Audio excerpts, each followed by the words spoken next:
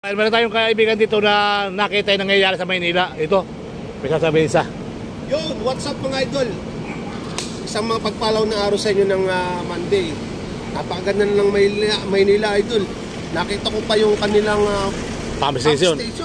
Oh, talagang thank you very much. Ilang taong hindi gumana yun, idol? Ilang taon? Nung hindi pa at nagbalik si Isko, ngayon lang uli pinatunayan ni Isko na siya talagang kailangan Maynila.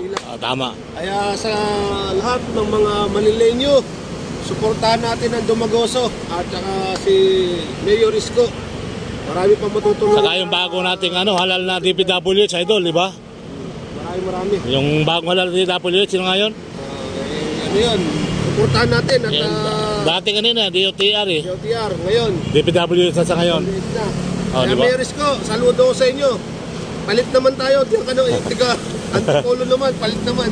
5 taon na pinapalitan, hindi pinapagana. Ngayon gumana na. O 5 taon, idol, biruin mo.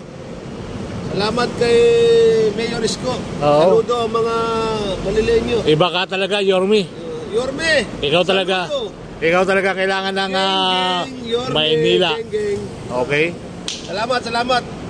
Shoutout nga pala kay Marvin ka-dispatcher.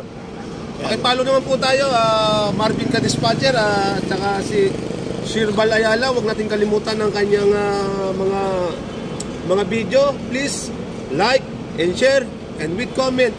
Magandang hapon po. Magandang araw mga ka-Eskonyan. I-follow nyo si Marvin ka-dispatcher. May YouTube ka ba? YouTube wala naman. Ipipits lang. Okay mga kababayan. I-follow nyo si Marvin ka-dispatcher ng Antipolo to Makati. So mga ka-Eskonyan, baka naman. Thank you so much. Yes, ingat po kayo.